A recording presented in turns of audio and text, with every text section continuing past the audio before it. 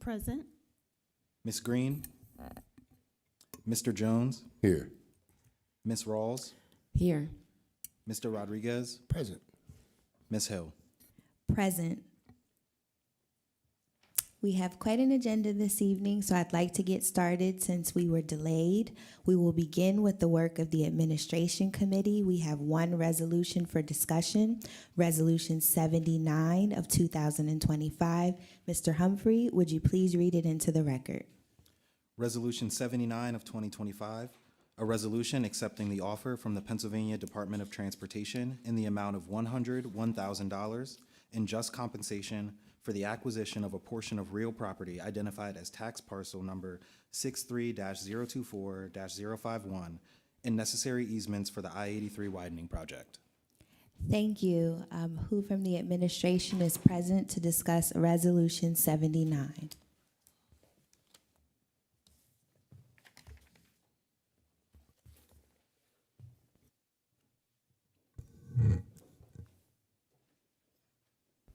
Good evening.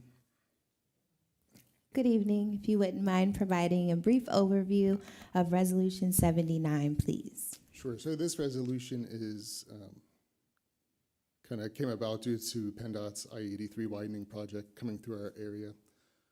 As part of the widening, they need land and easements along the corridor, and this just happened to be an odd scenario where the city has property outside of the city limits. To maybe better describe where the land is if you're heading out Paxton Street out of the city, go past 29th and 32nd Street, the next left, City Park Drive. The city does have land back in that area, and that is where PennDOT is asking that we provide land as well as permanent and temporary construction easements. Okay. And I can So at least it's your- provide some of the background, because this is going on a long time. This is the second piece of land that has been acquired by PennDOT for the 83 project from the city of Harrisburg.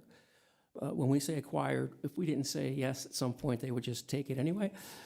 The city had attempted and had to get the property separately appraised, and because of it was an odd nature, the appraisals were going to be very expensive. And then PennDOT was good enough to provide us an abbreviation of their appraisal, which showed that their price was a fair price. So then, with that, the mayor then agreed to have it come down for council. But we've been trying to figure out how to appraise. It's sort of an odd piece of land. And it involved a lot of issues that would make it expensive for someone to make a comparison or to find a comparison to the piece of land. So eventually, that is how the number was deemed acceptable. And so if we did not have an agreement, of course, they would have to proceed with eminent domain, and there's no point for taxpayers to pay for the two sides of that type of event. Any further commentary on the resolution before I open the floor for questions from my colleagues? I don't have anything. Okay, thank you. I'd like to begin with Councilman Rodriguez, our Public Works Committee Chair. Thank you, Madam President, and Mr. Siders, always good seeing you. Sounds and appears pretty cut and dry. I'd rather get, the 101 instead of eminent domain. We just never know what that would bring about. So I definitely see it as a benefit to the city. So I have no questions, but I see it as essential. So thank you. Thank you. Councilman Jones, any questions? Yeah, President Hill. So, Mr. Grover, so when you say the second piece, are we talking about 17th and Paxton First, that piece of land there? It's the piece of land that's the back door of the Public Works building. First, we had taken it by eminent domain, and then PennDOT took a piece of it from us. Well, I'm talking about the first part that we sold, I think, for like $400,000, right there on 17th and Paxton, where they're going to be using the expansion. You know what I'm talking about? Those houses that caught on fire, right there. I know the area. I'm not aware of the agreement. I'm not aware of it being eminent domain with us. Not eminent domain. I think when you said that they acquired other property. I'm thinking that was one of them, So- because I no, think they purchased that land too. But I think not from us. So at 19th and Paxton, which is where the Public Works corner is, Got you in the back. if you go behind the building, we had taken all the way back to where the highway is now going to be, and we had a temporary sort of, we used to call it a cloth building. Well, it wasn't really cloth, which they had to move. But they acquired all of that, and up where there's a billboard there, they acquired all that land, and that just basically made it shorter in the back for us. So made it more essential we tear down the 19th Street buildings and relocate the other one. So that's the piece that they took back in 2021, 2022. They finalized it. Yes. Yeah. So I'm saying, but 17th Street, I'm not Now sure. that- now I'm not sure with- what you're talking about. That piece that you're talking about behind Public Works, I know what we went through with Brenner. That wasn't attached to it, or was it? No. So the way it works is the minute we took it from Brenner, we owned it, and then the question was it a fair price? So we've owned it since 2019. Somewhere after 2019, PennDOT said, by the way, we need a piece of that, and came along and took a piece of that, and we had an agreement that this council approved for the price for that as well. So, other than the financial burden that would be placed amongst the taxpayers, so there was no other way that you can assess, or is it time consuming because of the project and the need for the land? It's also expensive. What an appraiser can't do a readily available comparator for real estate, it gets much more expensive. We do and share in tax assessment appeal appraisals all the time with the school district and the county, and some of those are $10 or $12 or $15,000 a piece up front, and then if you need them to testify, they charge all over again. So it can be, for what it was, for the value of the land, that's a pretty big percentage to put on the table. But the one we went to, basically after looking, said we just can't do this one, and we had to look elsewhere. And at that point, it wasn't worth continuing to invest for what it was. I'm just curious, though, that the number that you came up with. I mean, that PennDOT came up with. They gave us their appraisal number, right, which the first time they didn't give us an appraisal number. PennDOT usually doesn't give out their appraisals. But in order to make this close, they wrote their own check. No. The law does not require in eminent domain that the government entity automatically give out their appraisals. Okay. So, so it's not uncommon. So the first time around they weren't sharing it. This time around to close the deal, they gave us what I would call an executive summary of their appraisal. Okay. That's all. No further questions. Thank you. Councilwoman Rawls, any questions?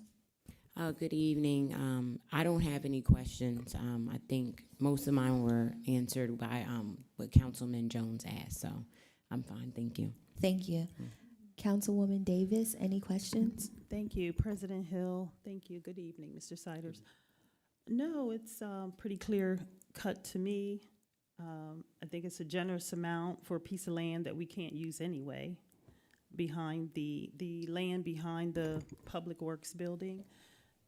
Can we use that? No, that was the first piece of land. This is a second Oh, piece of okay. land that's outside the city that is essentially a gravel lot right now. Okay. So, Okay, all right. But no, it's pretty much clear cut to me. I think I agree. Thank you.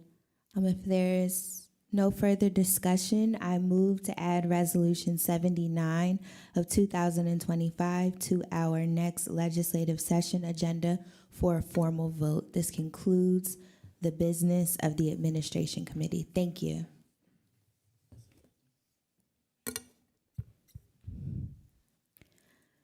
If you're following along on our meeting agenda, I'd like to move to the work of the Public Safety Committee next. I will defer to our Public Safety Committee Chair, Councilman Jones, to lead discussion. Thank you. I would like to remind everyone to please speak into the microphone, pull it very close to you so that those listening are able to hear you. Thank you, Councilman Jones. Thank you, President Hill. I thought I seen the fire chief here. Maybe he stepped out on us. Oh, there he is. Chief N and I, how are you, sir? Good. I was about to call you Mr. Truesdale. Mr. Humphrey, can you read Resolution 77 and 78 of 2025 into the record, please? Resolution 77 of 2025, a resolution authorizing the City of Harrisburg to negotiate and enter into a professional services agreement with SGS Architects Engineers Incorporated to provide architectural services for renovation of the bedroom and restroom facilities at Fire Station 2, located at 140 North 16th Street. Resolution 78 of 2025, a resolution ratifying an agreement with Locality Media Incorporated, doing business as First Do, for the implementation of software for the City of Harrisburg Fire Bureau, and authorizing the city to negotiate and enter into a 5-year renewal agreement for such services. Thank you. Chief Enderline, how are you today, sir? I'm well. All right, we're going to start with Resolution 77 of 2025. Can you just please give, I know it may sound simple to us, however, for the community's edification, can you just give a little detail on that, and then I'll get to my questions. Sure. This is a architectural firm that we would like to hire to design for the rebuild of Fire Station 2 at 140 North 16th Street. It's the Allison Hill Fire Station. This station has not had major repairs to the bedroom or bathroom facilities since it was built in 1980. I'm getting a lot of echo here. So we wanted to employ them. We're looking to the bedroom facility as it currently is an open bedroom facility with Murphy beds, so they essentially fold into the wall and there's no privacy. The bathroom facilities are still, well, they're falling apart, but they're in the old orange of the 1980s. The dividers and everything are, falling apart. And then as well as the shower is a open shower, so there's I think there's 6 shower heads in there with no privacy there as well. So our goal was to hire an architect that had a lot of experience designing fire stations because of the uniqueness of the operation, from the bunk room and the showers to the ability to store with lockers and things like that in that tight space that we have. All right, good. So the company that you, SGS, correct? Correct, yes, yep, out of Carlisle. And they've been just about as long as this building's been up, right? Since 1985? I believe so, somewhere around there, yeah. They've done a lot of fire station remodels here in central Pennsylvania. Yeah, I saw their, in the resolution. But I just want to share for the record that I have visited that station and did see the conditions of it. I didn't realize, you answered one of my first questions, was how long has it been since this station has been renovated or updated? And I didn't know it hasn't been touched since it was built. Yeah, so under the, since I came downtown here in 2014, we've recognized and identified a lot of deficiencies in the fire department. And some of those needed to be addressed sooner than others. So the HVAC systems, the roofing systems, and some other things like that. The kitchens were absolutely deplorable.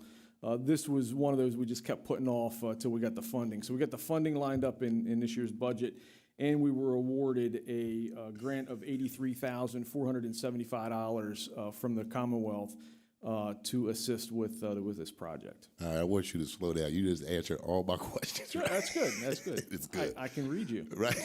All my questions, one of them, why Station 2 versus all the others, you just kind of gave an explanation.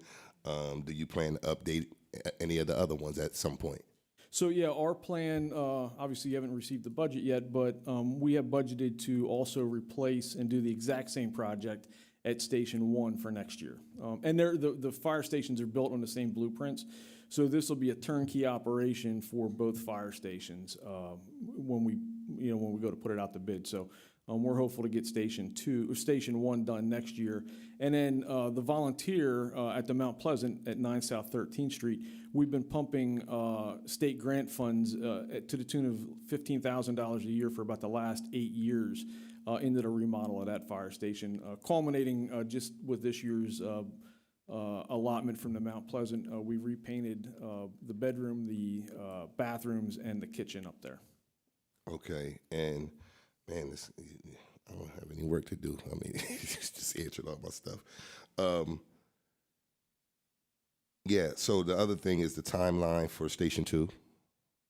So they put together a pretty aggressive timeline. Upon award, I think it's looks like about 25 weeks till we go to till we go to bid. So, no, I'm sorry, actually 17 weeks.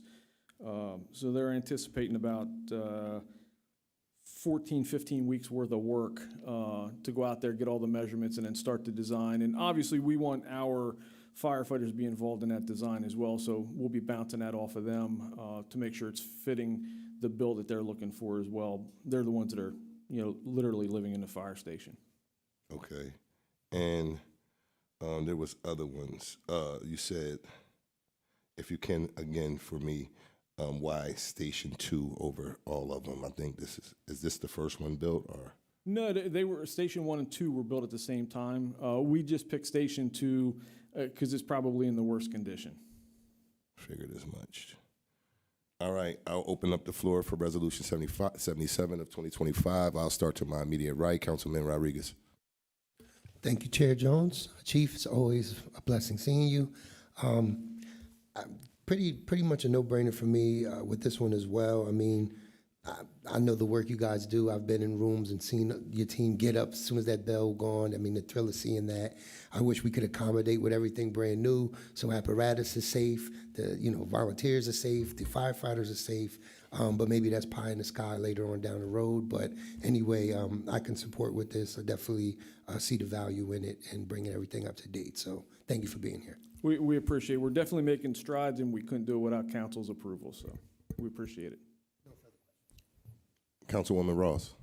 Thank you, Councilman Jones, and good evening, Chief Enderline. Thank you for being here tonight to explain Resolution 77 and 78 to us. I just had one question, and I'm sorry if you answered it. I did hear grants. We were going to we received about, what, 83,000, you said? Correct. Okay. How much is the total cost? I didn't see it in here. It just went past me, too fast. As I Well, that way was 54. So, yeah, the Oh, that sounded so 54,000 is small. that's for the architectural design. Okay. We don't know what construction will be because it'll have to go out to bid. Right. Okay. Thank you. I did see the 54,000, and I was like, it just sounded a little. Yeah, and their Low, bid I guess. also, their proposal also includes construction management to C&M, which is typically not Okay. typically not part of that. And they included it in everybody else that we worked with or looked at. That was an additional fee that we would have had it added on. So. Okay, thank you. And my last question would be, will you all be trying to go after any more grants, or are we gonna, the city budget is going to fill in the gaps of what you may need to finish the project for Station 1 and 2? So Station 2, particularly this project, we have the 83,000 grant, and then we also have 2025 general fund dollars allocated for this. The 2026, we will again apply for the exact same grant in hopes of receiving another grant, and then also asking for additional funding from council in our general appropriation, which we hope we'll be able to offset with our capital fire protection that we'll receive whenever the state budget is passed. Yeah, right. Thank you. I'll pass it along on that note. You done? That's it for me. Okay. Mm-hmm. President Hill. Thank you. Many of my questions were asked and answered. I just wanted to review the timeline. It looks like the span will be about 48 weeks. That's the estimate. I just had that page, and I apologize. Oh, you're fine. I just I wanted think to it was, review. what did I say, 14 weeks 14 for, weeks. Okay.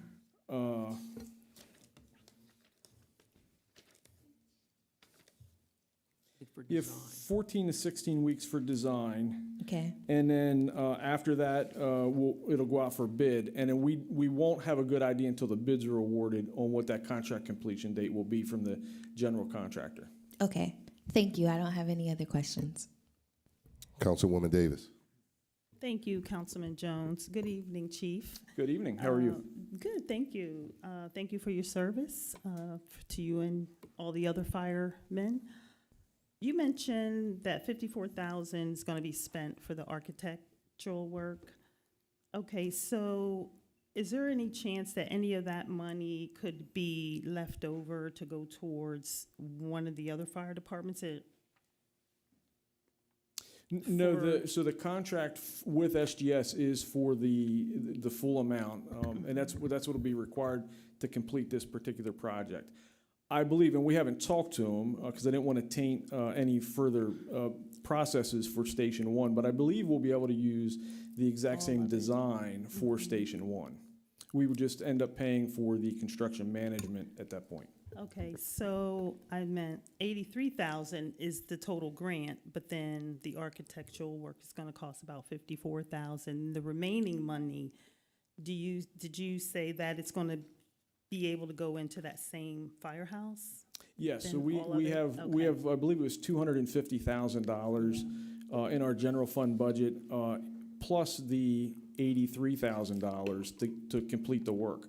54,000 of that for this architectural firm will come out of the 250 that was budgeted in the 2025 budget, and then the remainder of that, the 83,000 and whatever's left, 190,000, is what our budget will be for the construction then. Okay, and then you mentioned that there's some painting and different things going on at the fire department on 13th Street. Am I Correct, yes, yes, Okay. yes. What do you foresee for the future for that additionally? So we just applied for, the volunteer, the Mount Pleasant Fire Company just applied for another $15,000 from the Commonwealth. So that money is also going to be earmarked for station renovations as well, completing the basement renovation. And then we have a couple of windows that need replaced and some other things. So that station has had, last 10 years, over $100,000 of volunteer fire company money put into it, plus the amount that we put in for HVAC. We put a generator in that station, never had a generator. We put a fire alarm system. That station never had a fire alarm system. And so we pumped a lot of money into that station as well. Okay, thank you. That's it for me. All right. Excuse me. Moving on to Resolution 78 of 2025, and Mr. Interline, it was already read into the record, so can you give a brief overview of what we're doing with this resolution?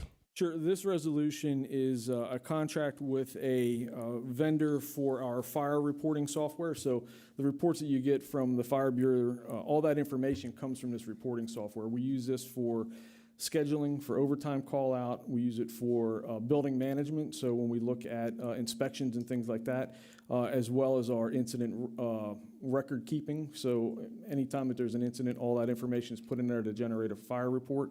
And then all of our training records are also documented and kept in there. And our plan is in 2026 to start to use that for our, looking at it to track all of our apparatus and equipment expenditures as well. Okay, great. Now, similar to Resolution 77, so I didn't ask these questions. I wanted to wait for this one, but how long have we been with this company? I see that this is a renewal, so how long have we been with them? I want to say we've been with them about 3 years now, 2 to 3 years. And when we first brought them on, we were using a different reporting software, and there was a change at the state level, and we were looking for a vendor that was able to support going from, and not to get too far in the weeds, but going from the current reporting system at the federal level to what is coming out starting in 2026 for us called Nearest, which is a new platform. This vendor was able to seamlessly transition all that stuff in. And it also, there's also a bridge so that it works with the Dauphin County CAD system, the computer-aided dispatch system, so that those calls that are dispatched, we have terminals in the apparatus, it's able to go out to kind of there's 3 different pieces, right? There's a terminal in the apparatus. The county sends the call to the terminal, and on the way, it also brings in the information that we may have for that building in our database as well. So it all comes together. That way, if there's any hazardous materials or anything hazardous about the building, anything that we have picked out, location of a Knox box, a fire department connection, stair towers, things like that, that all goes right to that terminal in the fire truck then. Okay. Now the $1 million question, well, the $124,000 question, that's what we're spending on this, right? Correct, and that's over 5 years. And see. it just made sense for us to lock in a 5-year term. These software as a service vendors, they sporadically change their pricing structures. The longer you lock in, the better price you get. And it's not uncommon to see a 20 or 30% spike certain years, depending on what they bring out. When we lock into that contract, we're locked in for that price over that 5-year term. Okay, and the next question would be, again, just wanted to put the amount out there so our residents can know what we're spending, how much we're spending, and what we're spending it on. So the obvious next question would be, how are we paying for this? Is this grant money, or this budgeted money? This is budgeted general fund money out of our software line item. All right, no further questions this time. I'll start to my far right and start with Councilwoman Davis. Thank you, Councilman Jones. Thank you again, Chief Federline. Thank you for the budget over 5 years, considering the taxpayers' dollars and realizing that the rate's going to pretty much stay the same over that 5 years. I think that's important. Thank you. That's it for me. Thank you. Councilwoman Daniels. No questions. President Hill. I don't have any questions. Thank you. Councilwoman Ross. You're fine. Thank you. I don't have any questions. I was just going to share with residents. There was like a timeline of what was going to be paid each year, so they knew. I know they know the total is $123,731.32. But I was just going to share with them the timeline for what's paid throughout the year. So if I say something wrong, let me know. It was on page 6.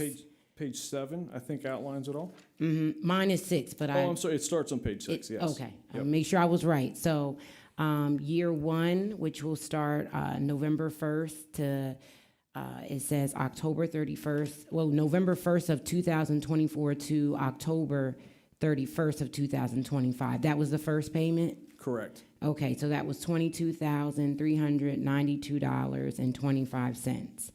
Then year 2, which is November 1st of this year to October 31st of 2026, is $23,511.86.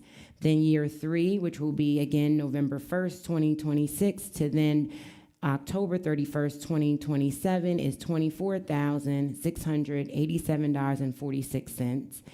And year 4, which is November 1st, 2027 to October 31st, 2028, is $25,921.83. And then year 5, which is November 1st, 2028 to October 31st, 2029, is $27,217.92. Just so they can see, as you said, the lock-in, you get the better price. I do see it went up a little bit each year, which things normally do, but I just wanted them to see that it wasn't a huge jump, because as you said, if you lock in longer, you get a better price. Correct, So yep.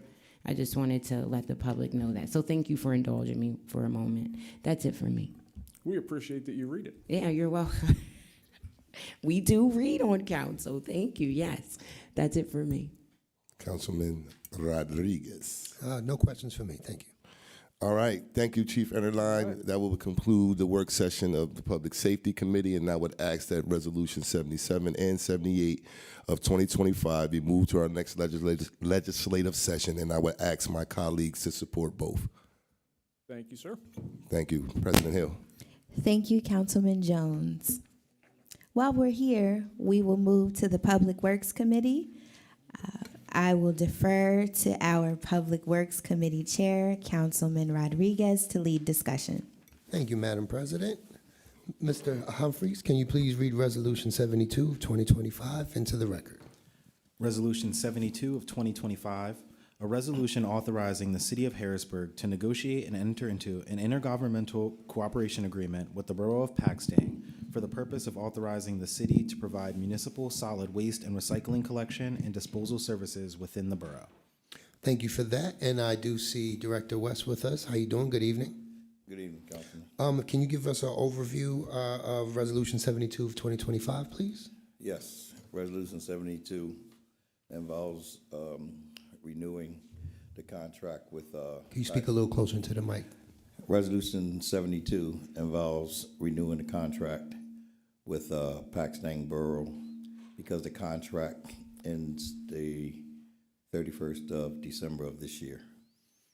We want to move into a contract for the next 3 to 5 years. So pretty standard work we've already been doing. We're just pretty much furthering the contract, updating everything. We've already been working in the Pax Tank Borough, correct? Yes, we've been working there for, this would be 5 years. 5 years, yep. I went to the council meeting with Paxton Borough. The council members said that the residents are ecstatic about the work that the city of Harrisburg does and would love to continue on for the next 3 to 5 years. Were there any complications that you saw as Director of Public Works from the previous 5 years of work we've done with them? Well, we had to, they have so much yard waste that instead of doing it the once every other week, we had to send out 2 different trucks. Okay. And we have the equipment to do that and the manpower, because if we had to do it for any of the boroughs that we have taken on, that we will go above and beyond to exceed to do anything that we have to do to accomplish the goal when it comes to sanitation. But nothing our team couldn't handle. We have the complement, we have the equipment, nothing that we couldn't handle as far as the Pax Tank Borough. None of us. We adjust to the need. Okay, perfect. Pretty straightforward to me. I'll start with my immediate left, Councilman Jones. Thank you, Councilman Rodriguez, but I think Solicitor Grover has something. All I was going to say, there was quite a bit of discussion about the terms, and essentially, when it's circled all the way back, it's the exact same terms, just with increased pricing over the 5 years. So it's a 3-year contract with 2 one-year renewals. They renewed both years we had for the first 5. But I think there was some real discussion if there was anything to change, and I think everyone realized, not really. So, Thank you. Okay. My question again, for the public's edification, simply, how is the city benefiting from this intergovernmental relationship or agreement with this borough or any other ones that we're letting our city workers, equipment go in other places to pick up trash? What's the benefit to the city of Harrisburg? Well, one of the benefits is a cooperation with the entities of Central Pennsylvania. When you start intergovernmental agreements, it can expand from one department to another. And when you're working together, just like working in a community, the expansion continues to grow to help each other in other areas. The relationship is more important than anything. And also with taking on the boroughs and picking up the solid waste and recycling in the boroughs, that we are able to purchase some or more of our equipment, which is the sanitation packers, without the residents of the city of Harrisburg taking on the whole chunk of the purchase. And So there is money coming in from these barrels. yes. All right. So the other question would be, I look at, and maybe, I think this is a great time to ask this question. Maybe the solicitor, you or the business administrator could answer this question.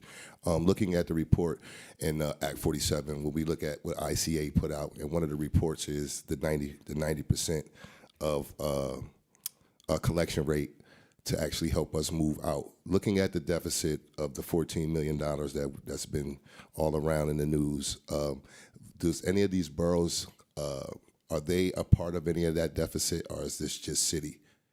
No, the boroughs, Paxton and Pembroke, pay us from the borough themselves. We have no billing with the residents. Stilton has a 90 percentile rate of paying for their refuge. The cost of the $14,000 is basically City of Harrisburg. If I'm incorrect. 14 million. Yeah, 14 million, I'm sorry. Yeah. Incorrect, solicitor, you can, I don't know what $14 million we're referring to. Well, that's been in the news, and I'm sure you saw the report with the ICA, with their recommendation for our 5-year financial plan moving forward. And one of the big numbers that stuck out was the 95 or the 90% collection rate for sanitation. Right, but I got you, but some of that, I know, no, you're talking about the actual 14 is the city's number. Right, and I was which just... I will say again is not real, but that's the thing. You know, We were just discussing that. Yeah, so- However, these questions are just making sure that the public understands what's happening here, and making sure that we're not just using, again, our tax dollars going to other boroughs without anything really coming back into the city. And I just wanted to make sure that they understood that. So that's all. So I do think, since there is history about the trash system, and it was going to be outsourced under the receiver, and this council at the time voted that down, and it would recognize that the jobs in public works are very good jobs for people that live in Harrisburg, for them and their families. And Mr. West was the deputy at the time, and Mr. Johnson was the director, thought these were good, solid ways to stabilize questions about those jobs staying in the city. So this contributes to those families continuing to have a living and benefits and all that. With it's always questionable when trash rates go up or down, when work goes up or down, and it's allowed the public works to really fully serve the public, and it just adds to the stabilization. I think in 2014, every trash truck we had was leaking, right? We had to rebuild a fleet from scratch, and all of these steps let that happen in the city. And I think Mr. West has done a tremendous job in managing that and bringing that back. Thank you. Absolutely. Yeah, again, that was just, again, for the public's edification so they can follow what's happening. And again, thank you for your service. No further questions. Thank you for that. Plus, I guess that would just be a testament to how great our public works team is, being able to go into different boroughs, municipalities, and actually execute work, getting contracts, bringing funds back into the city. I think that would be a benefit to the city. So definitely hats off. Councilwoman Ross? Thank you, Councilman Rodriguez. Is this, okay, it didn't sound like it was on. I don't have any questions, but I did have the one as, the same as Councilman Jones, just about what that deficit included with the 14 million that's been talked about, but you answered it, Solicitor Grover, because I know a lot of residents were wondering, was that other boroughs included or just Harrisburg? It was just a legitimate concern, but I'm glad that we are not outsourcing our public works department. It brings essential jobs to our city, and it's important. So I don't have any questions. This is for me a no-brainer. We're making connections with other boroughs. We're giving a service to other boroughs.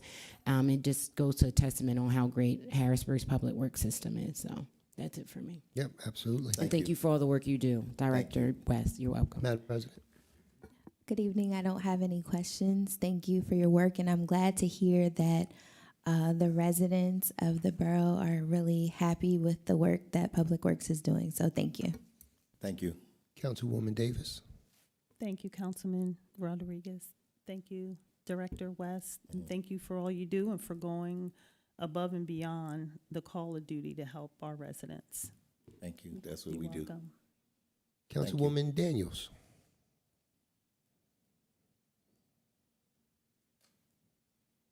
She's still on. Councilwoman Daniels?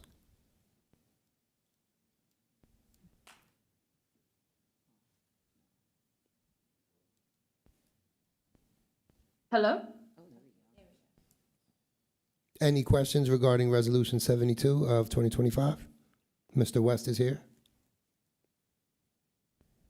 So I thought it was, can you guys hear me? Yes, ma'am. Okay, I was asking what was the total value of the contract? The total of the contract. The total value, Of the contract, yes. I would have to get that information to you. I don't have it currently. Okay, do you know like what it was for last year?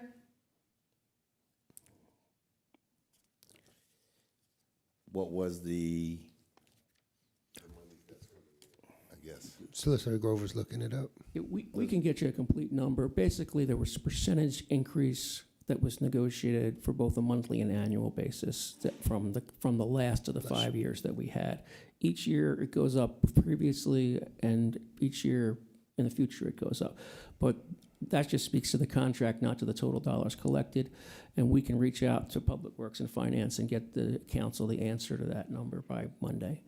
So, Director West, that's something we can expedite over to council. oh, yes, definitely. Awesome. Is there anything else you'd like to add regarding Resolution 72 of 2025? Was there any other questions? Yeah, just a comment that, once we started to enter these cooperative agreements, which on the one hand seemed pretty efficient, was also the time when we stopped being able to service the encampments, which then ballooned into major public safety problems and now are costing us in terms of relocation and, and all of that stuff. So I would like the administration to think holistically about what these contracts are worth and whether we're getting a value for it, because it's not the city that paid for the new lot for the new homeless encampment. It was the county, but that's still tax money that could have gone to something else for the residents in the city. So it's just that comment. Thank you for that. Anything else you'd like to add, Councilwoman Daniels? All right, Director West. If I may Yes, please. understand, Councilwoman Daniels stated that sanitation has something to do with the homeless encampment. Encampment, I believe so. Was that your question, She Councilwoman said that Daniels? you had stopped the services at the encampment. I'll just, if she would, if mind, Councilwoman Daniels? She's still on set. Are you guys having trouble hearing me? No, Director West just wanted to know Hi. if you can ask your question again, please, regarding Because the. sometimes it's breaking up on my end too. No, we can hear no, you. so it wasn't a question, it was a comment that once we started to enter these cooperative agreements, we weren't able to keep up with the sanitation services we provided to the homeless encampments, which then resulted in the ballooning of those sanitation issues in those areas. Now we're paying for the relocation of folks, and even though the tax money that's being used to fund the new placements is coming from the county and not the city, those are tax dollars that could have gone to other services in the city. So what I was just commenting is that it would be great for the administration to think more holistically about what the value of these contracts are as they're negotiating them. So it was a comment, not a question. Okay, for the record, the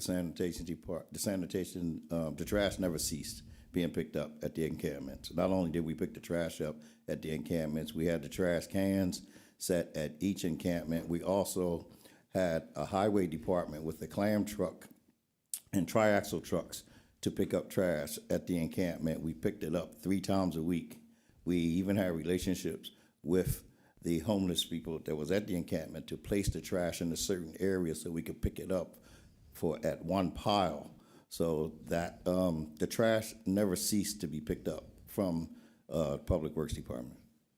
And just to add to that, Councilwoman Daniels, we actually currently have a partnership with the Miracle for Sure Miracle Community, where we are assisting with the pickup of the recycle and trash.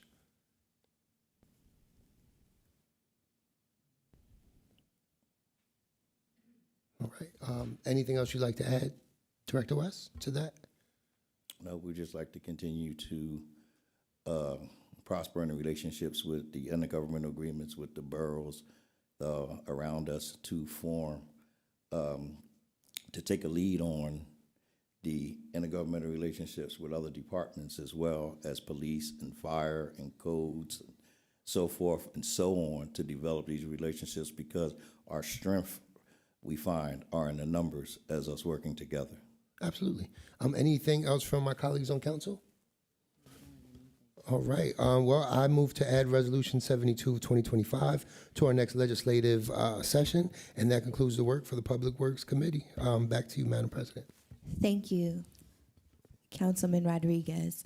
Our final committee business this evening lies with the Community and Economic Development Committee. I will defer to our Community and Economic Development Committee Chair, Councilwoman Daniels, to lead discussion. Thank you so much. And President Hill, in case I start breaking up and you guys are having trouble hearing me, feel free to interrupt and take over. So the Community and Economic Development Committee meeting, we have,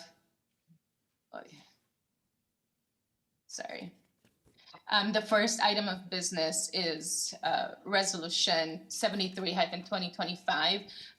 Mr. Humphries, could you read that into the record, please? Resolution 73 of 2025, A resolution approving the preliminary final land development plan for 2601 North 3rd Street to convert the northernmost building on site into a multifamily dwelling, along with associated site and access improvements. Thank you. Could someone from the administration come up and give us a brief explanation of the project and any timelines, any conditions, et cetera? Sure. So Jeffrey Knight, Planning Director with the City of Harrisburg. So the resolution for tonight, as was noted, is for 2601 North 3rd Street. This is for the former Polyclinic Hospital, and specifically for the northernmost building on that campus, which was previously a nurse's quarters. Council may remember this project, had a couple other applications come through, one for a zoning map amendment to convert the property or to change the designation from the institutional designation to the commercial neighborhood designation. And there was also a subdivision application that was submitted concurrently with that. So this is kind of the next step in the overall development proposal for this site. And as noted, it's the proposed redevelopment of the northernmost building, which the applicants have labeled building number 3. The proposal is will convert the property into, or the structure into, a 96-unit multifamily dwelling with potential commercial community space being reserved for the first floor adjacent to the building arcade and courtyard. The project units will range in a variety of sizes and configurations, from studios to 3-bedroom apartments, and from 450 square feet to 1,154 square feet. As noted, this is the first of 3 redevelopments of the 3 buildings on site. In fact, the second one for building number 1, which is the southernmost building, the large hospital building that looks like an X, has been submitted and will be heard at this month's Planning Commission meeting. So the applicants are working pretty quickly through the design through the review processes, and which we're happy to see here that the applicants are moving fairly quickly with the redevelopment of this site for both the neighborhood and the city overall. With that being said, the Planning Commission recommended that the City Council approve the request with the following conditions. The applicant must coordinate with the Department of Public Works regarding the size, location, and screening of any required refuse containers.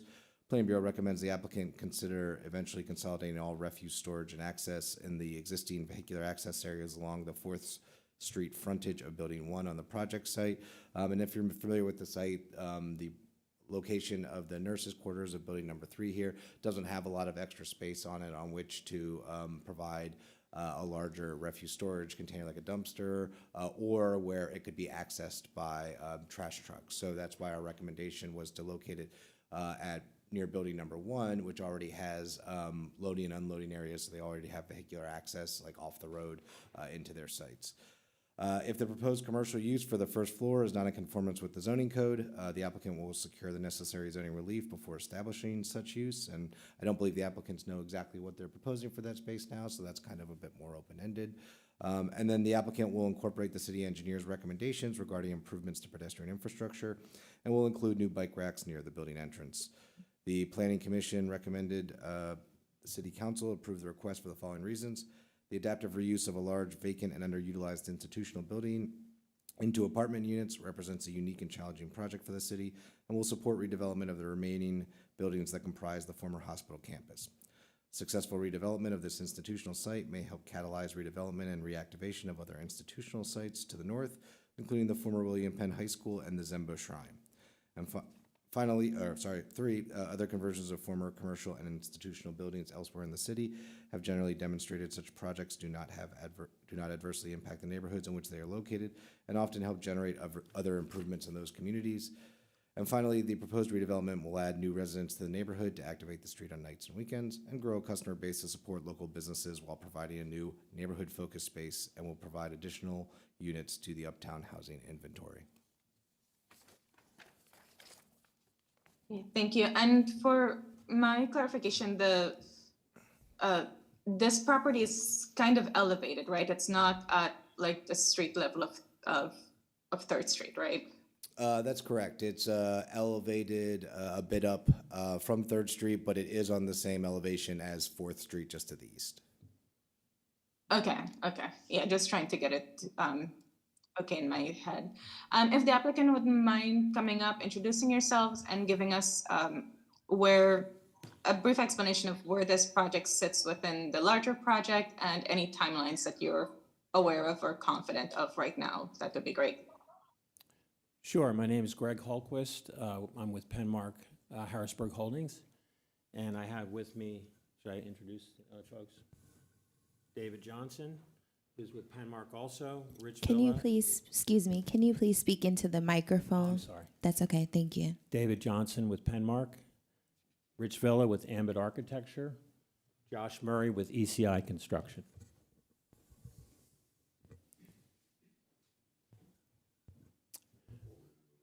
Sure. So we put a little slide package together. You all have seen the packet that was submitted as part of the land development application. So what we tried to do was sort of give you an update to touch on that. And also, you saw a whole presentation when we came in before for the rezoning and the subdivision. So what we've tried to do is touch on how this is related to that. So if you remember when we presented before, it's this is the Polyclinic campus, an aerial view. Phase 1 is Building 3, which Jeffrey just described. It's the old nurses' residences. Phase 2 is Building 1, and that's the one that Jeffrey mentioned is following up behind Phase 1. We're in for land development application for that Planning Commission on Wednesday. And then Phase 3 is Building 2, which is right now being used as executive offices. So there's a lot of small offices in Building 2. Folks in the neighborhood and in the area are renting those now. Next slide. So this is the site plan, and it shows Phase 1, Building 3 on the corner of Wiccanisco and 4th. Next slide. These are some street views of the building itself. Beautiful old building. It's on the Register of Historic Places, so we're in for historic tax credits. That's been the last couple months, exhaustive effort to get all that information into the Park Service and into the state. So we just completed that, which will be a big help in getting this project, funded. And they, because it's a historic tax credit project, we can't really mess with the facade. So it's basically going to be to, bring it back up to its former self, as it were. Next slide. This is the first plan of the package that you all have, which kind of shows a isometric of the building, which Ambit Architecture has been working on diligently. This, I guess when we submitted this to you guys before, we might have had like 6 or 7 drawings. We now have, 50 drawings, Rich? Something like that. So we're pretty far into design, which is what we need to do. And yeah, it's coming along really well. Next slide. We wanted to kind of touch on what you've seen in the package, and because all this design development has happened, we just want to touch on some of the differences so that you're aware before you take this further. In the original plan, there's an elevator up at the top. There's a freight elevator at the top right. We were basically not going to bring that back. We were going to basically leave it in place. And the reason was for just the way the building flow was working. We didn't think it was necessary, that we would need it. It kind of interrupted the circulation in the building. The lobby was also up in the upper right corner.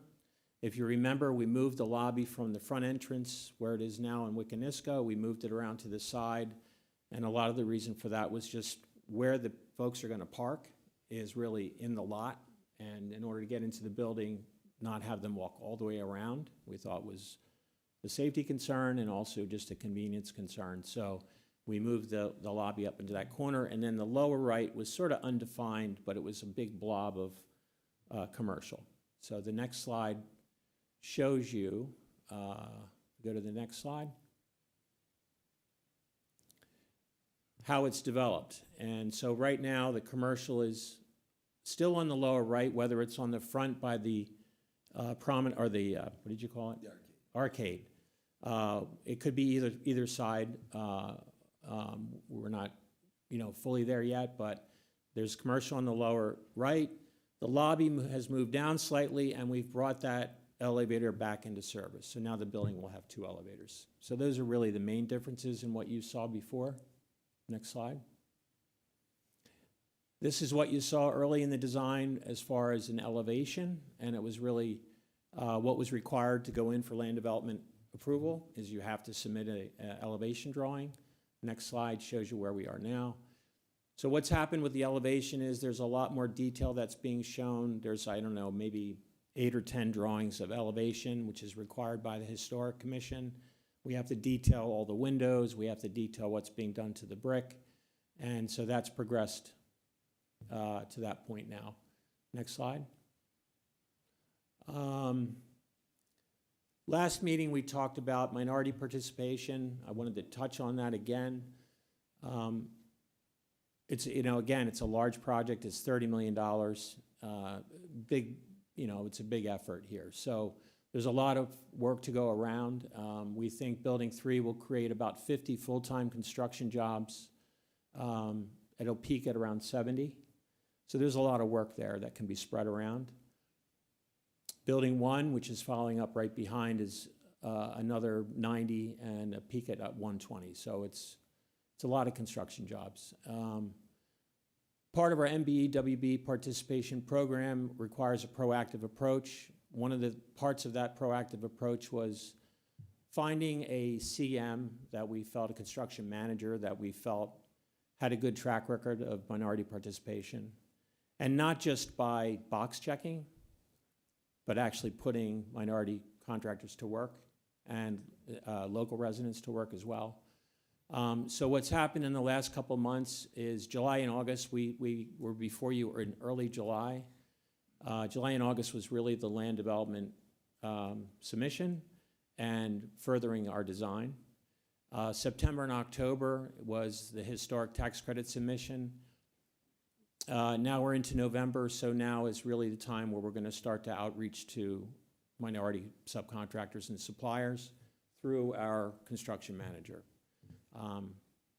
In terms of timing of where this part of it stands is we're now just getting into that. We've met with some minority contractors that came recommended to us, and they're kind of all chomping at the bit, like, hey, where's the drawings, where's the drawings? And we're just at that point now where we have drawings that they can look at. Next slide.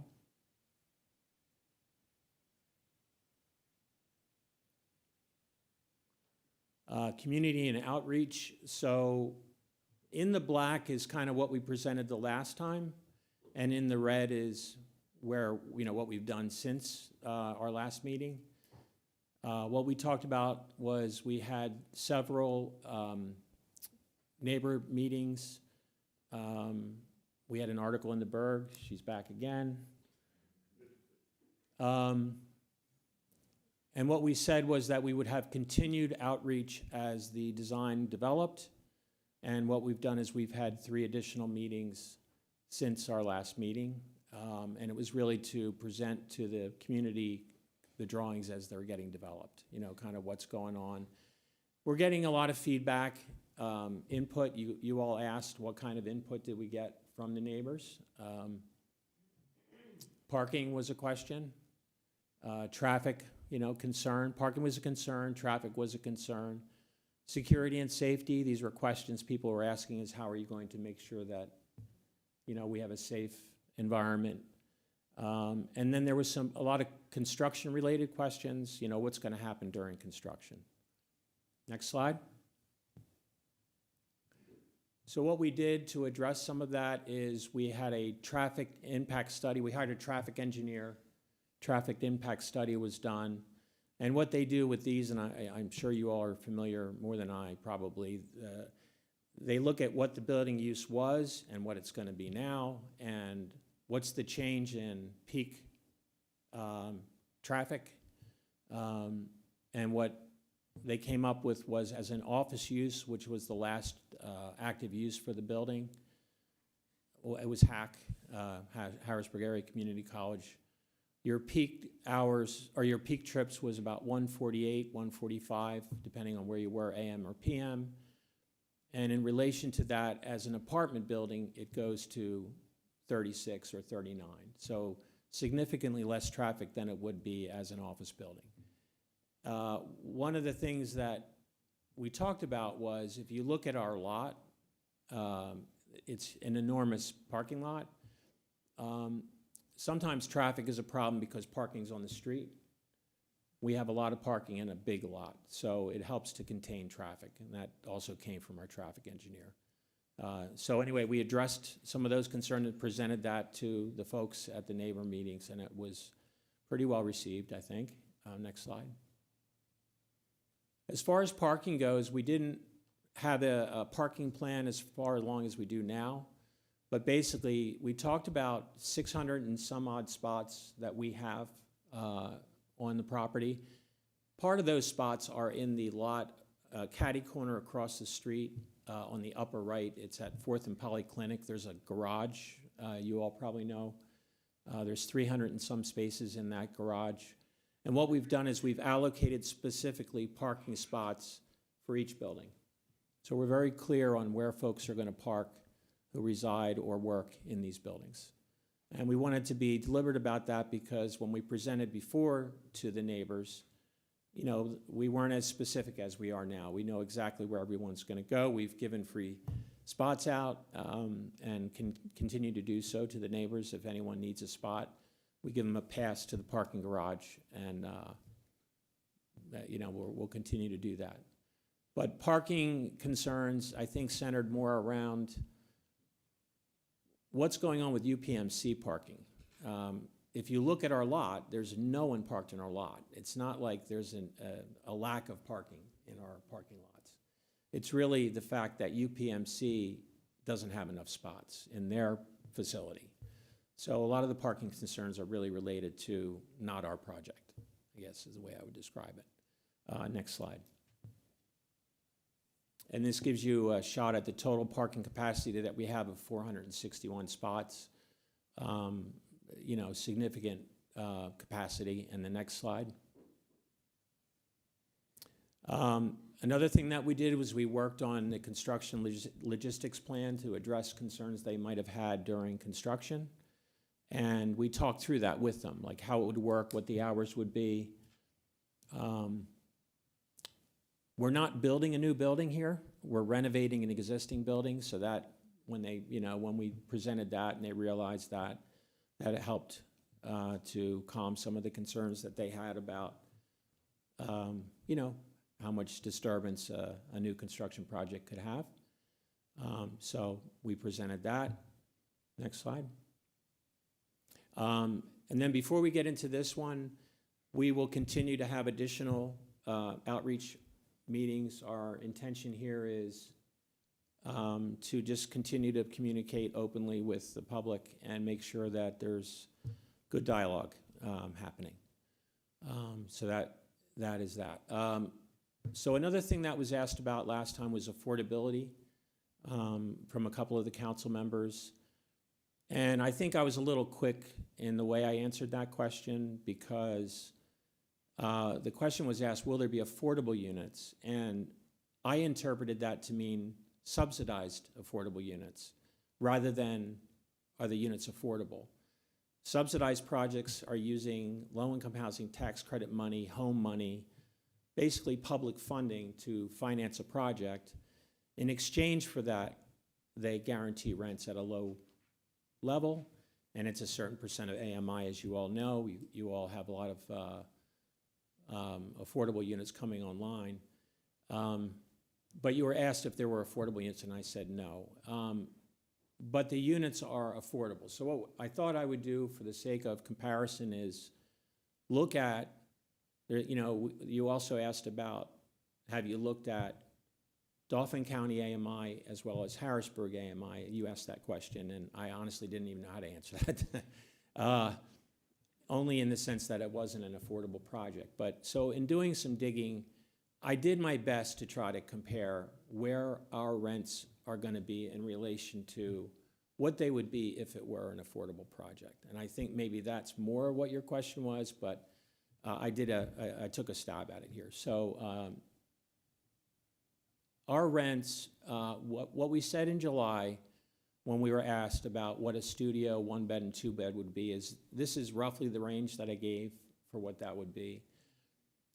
These were average rents, and honestly, the way it was done was... Excuse me, which one? Can you explain? On the blue. All right. Here we go. I'm sorry. The blue was the numbers that I gave when I was asked back in July, and I also gave to Osha, Councilperson Green, when we met previous to that. And the way that worked was we had an overall design for the project. You know, we're at the 30,000-foot level, and we're saying, what do we think our average rents are going to be based on the market for this level of unit? And what we were comparing ourselves was other market rate apartments in the city of Harrisburg. Most specifically, probably the closest was the glass factory. And that's about the rents that the glass factory is getting. So we said was what was in the blue there. I think a better way to answer that question might be when asked, will there be affordable units, is, you know, there's average, and then there's where do they start? Like, at what point can someone get into this building? The green is where we've landed as an average after pretty significant design has been done. We have a detailed design for every unit. We take that, we go through, we walk the building, we look at what's out in the marketplace, and we determine a rent for each unit. And what has occurred is our average for studios is $961, for 1-beds is $1,466, and for 2-beds is $1,673. It's just the way the numbers, the math shakes out. But our starting point for studios is $950, for 1-beds is $1,250, and for 2-beds is $1,550. So that's kind of where they start. And for example, there might be 3 studios out of the 7 or 8 that are at $950, as an example. Next slide. So then what we did was we took, in this case, PHFA's published data for Dauphin County. So in this case, PHFA is Dauphin County. HUD would be Harrisburg proper.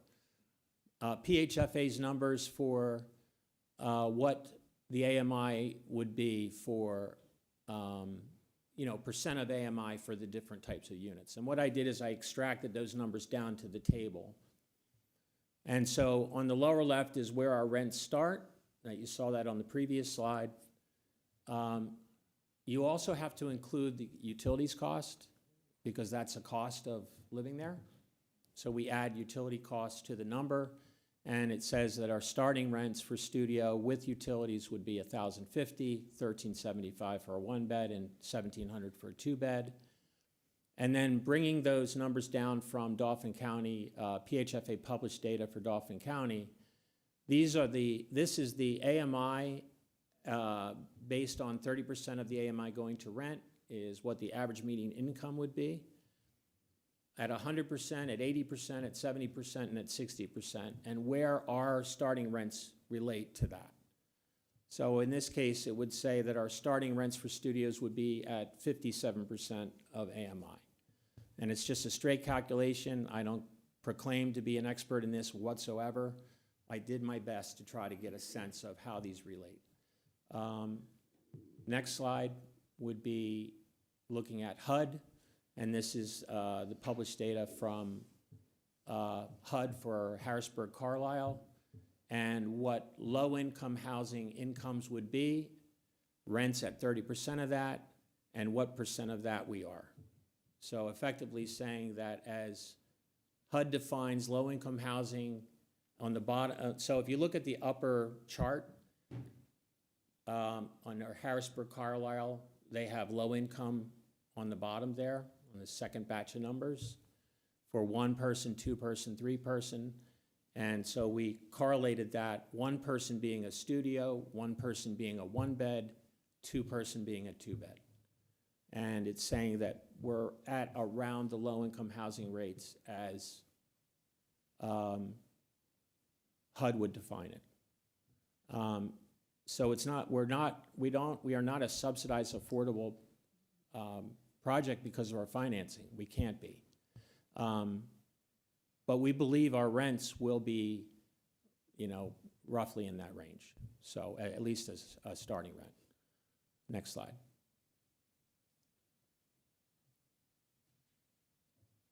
I guess that's the last slide. But I wanted to try to do a better job of answering that question because I did a lousy job the last time.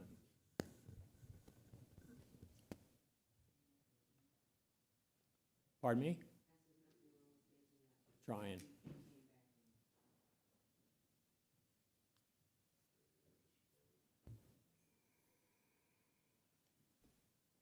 Councilwoman Daniels?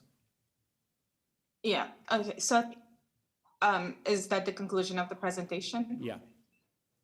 Okay, sorry, I didn't hear that you ended. Okay, so I'll just go ahead and start asking my colleagues if they have questions. I'll start with Mr. Jones. Thank you, Councilwoman Daniels. How you gentlemen doing? Good? All right. One of the questions, I heard you say a bunch of stuff in these slides, but I just wanted to be clear on something where the historical tax credits versus just the regular tax credits. Can you explain the difference? Between historic and low-income housing? Yes. Tax credits? Okay. Low-income housing tax credits would be used, it's a program offered in order to promote low-income housing for residents. And basically, you apply in a pool, a competitive pool, and you try to win those tax credits. And what developers do is, and I did this for many years in Philadelphia with the Philadelphia Housing Authority and other low-income housing tax. It's just been quite a while. But basically, you compete, and as a developer, what happens is the way you get your return on a development like that is from a developer fee up front. So it's like a 10 to 15% fee. Most of the project is funded from the subsidies. You get more subsidies the lower your rents are. But again, you're trying to compete. So you put a package together, you're in a pool of other folks. If you win the tax credits, on you go and you do your project. Most of the project is funded from the tax credits. It's also done prevailing wage as typically a requirement. And those are the low-income tax credits. And then historic tax credits are, if you're on the register of historic places, the federal government offers a program to bring life back to those historic buildings. And it's a federal grant or a fund that it's given. And what happens is you get the tax credits, you then hire someone to sell them to, usually it's banks, who get a tax break. And it brings equity into the project. So it's a way to bring equity. You have to pay it back. You have to give a return to those investors. Yes. Just like any other equity investors, albeit a much lower return. So they're getting a tax break, and you're getting an infusion of equity into the project, which can help projects like this happen. So there's a period of time where, with the historical tax credits, you're still kind of dealing with the banks in this aspect, right? The project is funded from our own equity and from bank debt. That would be my next question. I think you said 30, 45, or 50. How much money is Penmark putting in out of pocket? The total program is around 50 million, all in, and we're putting in around 5. Okay. And so the rest of this would And be... historic tax credits would be about, actually, we're putting in more than that. Historic tax credits would be about 7 million. Okay. And then the rest is bank funding that you have to obviously pay back. Right. So with all of that being said, I just do want to make clear for the record that I did attend, to my colleagues, I did attend, what do you call them? Listeners, I don't know what you call it. Neighbor, Yeah. public outreach, I guess? Yeah, I was there at one of the events held at the site, and I think it was maybe 25 to 30 people that were there.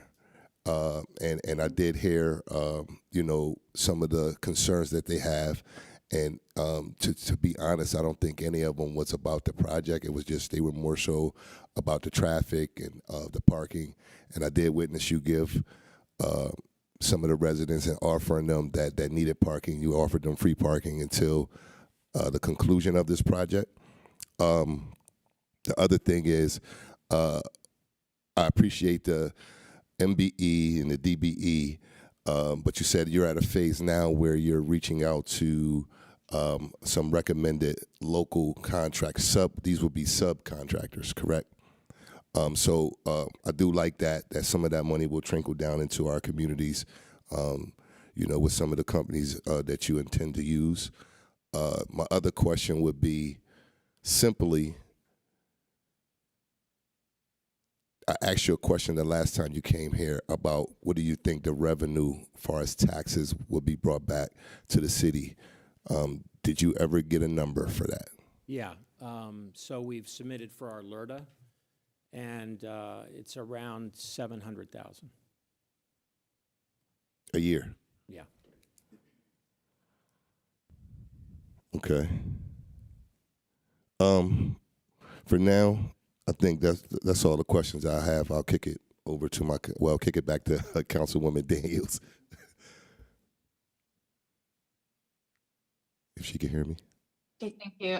Councilman Rodriguez? Thank you, Madam Chair. Thank you, gentlemen, for joining us this evening.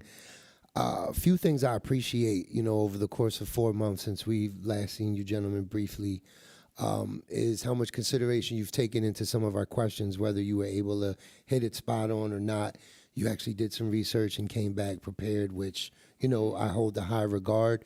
And I did speak with a few residents that you did keep your word with the parking situation that we were able to work out. And you're probably the second entity that's come in front of us this month or over the course of the past few weeks and came back 100% accurate, reporting back like, hey, listen, we really want to do business with the city. These are the things council asked. This is us in response. So I really appreciate it. I know council does as well.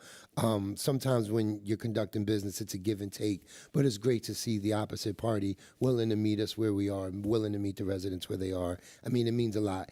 To Councilman Jones's point, the WBE, MBE participation, how you're willing to work with local participants and contractors, it means the world, keeping that dollar here in Harrisburg, letting it circulate.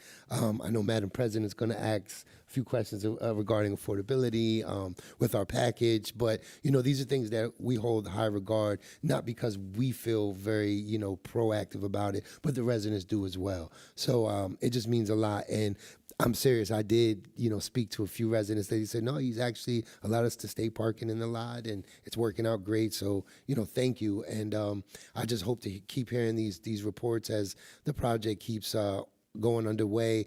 And what was the timeline as far as? I didn't talk to that. Yes. So we have our demolition permit. We have a contract that's being worked out with a local demolition contractor.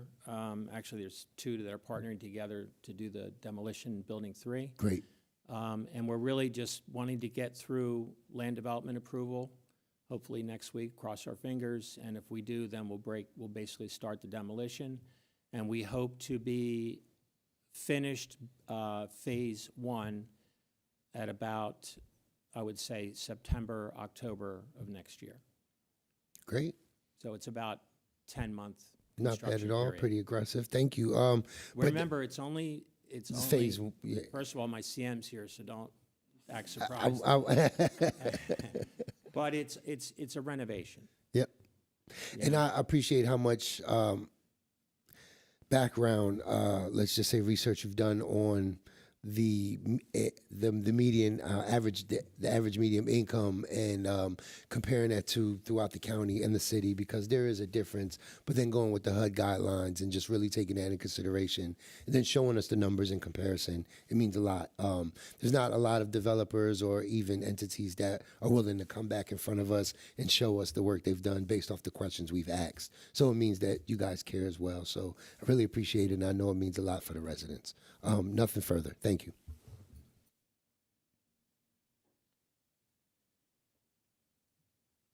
Thank you. Councilwoman Rawls? Thank you, Councilwoman Daniels. Thank you all for being here tonight and for your due diligence of coming back and correcting about affordability and doing some research. I think that was very important because that was one of my concerns with the apartments being a little high.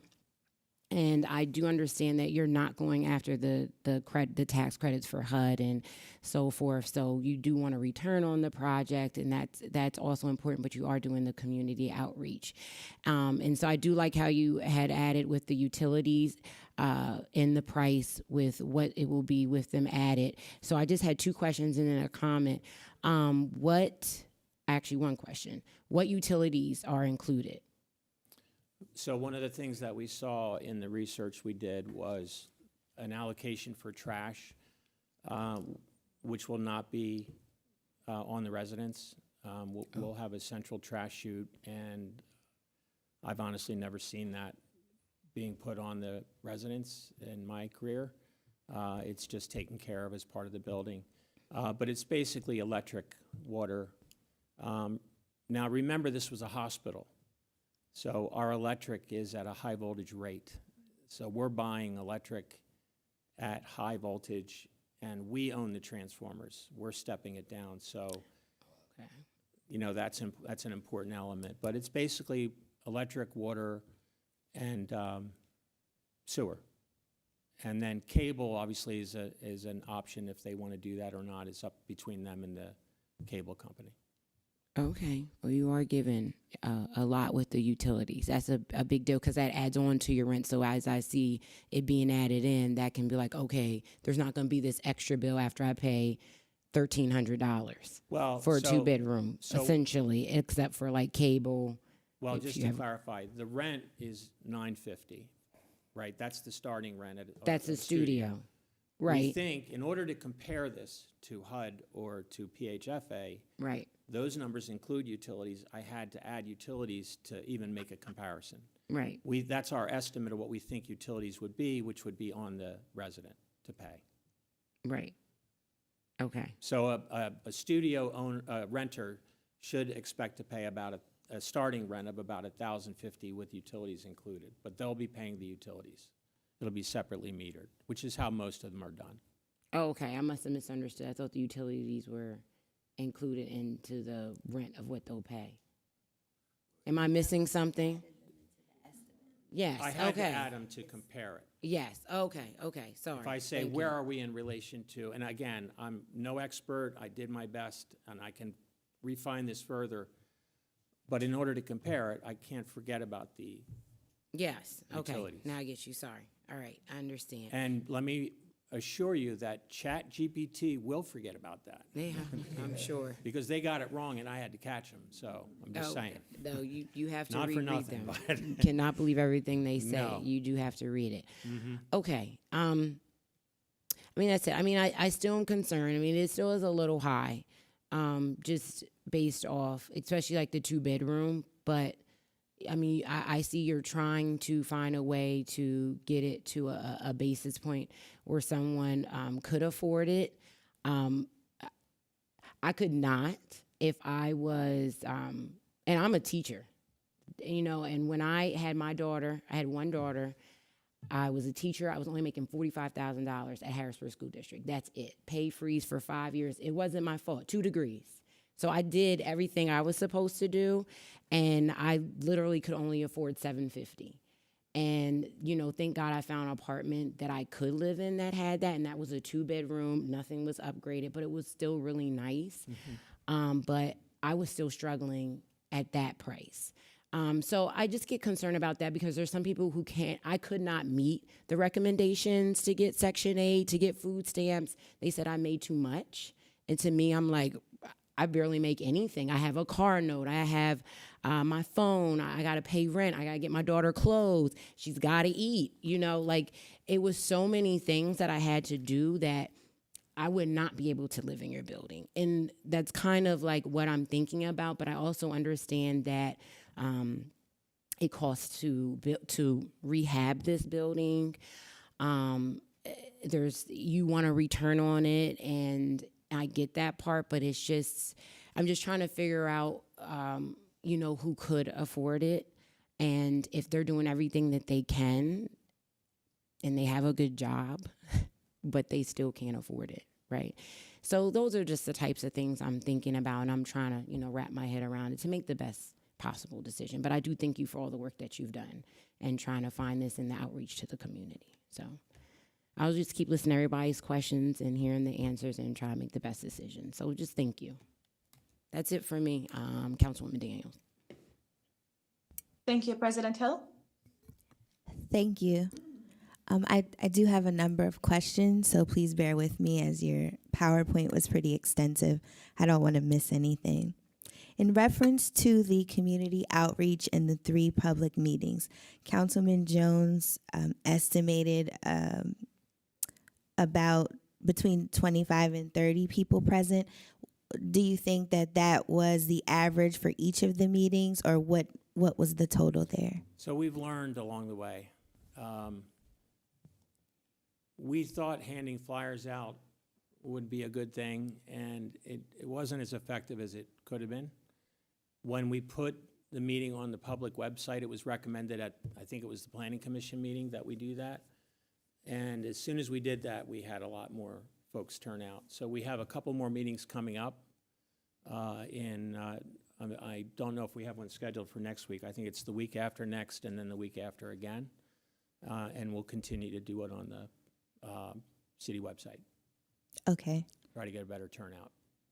Okay. So the questions that you received were from the higher turnout of residents? You mean the ones that we put up there? Yes. Every meeting. Okay. Were similar questions. Okay. My next question is regarding minority participation, the slide with the total numbers of jobs, and then your timeline mentioned that this month is the month for outreach. Mm-hmm. Now, what will that look like? Will it be as aggressive as the community outreach, or how do you intend to meet this need? You want to take that one, Josh?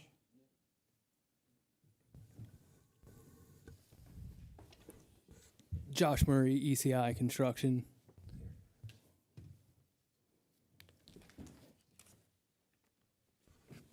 So now that the design is coming along, this is something that we're going to be able to do. When we didn't have the design, can you hear me? Not really. Do you mind using the microphone over here? No, I think it's something. Could the applicant please speak up a little bit more? Yeah, she can't hear you.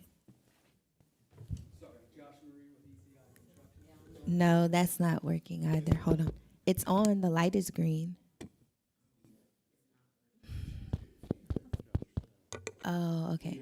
Yes, that's better. Thank you. Josh Murray, ECI Construction. So acting as a CM, up until this point, without design documents, we couldn't go out to bid. So now that Rich is getting through that process, this month we'll be able to put packages together to be able to solicit MDWB here locally.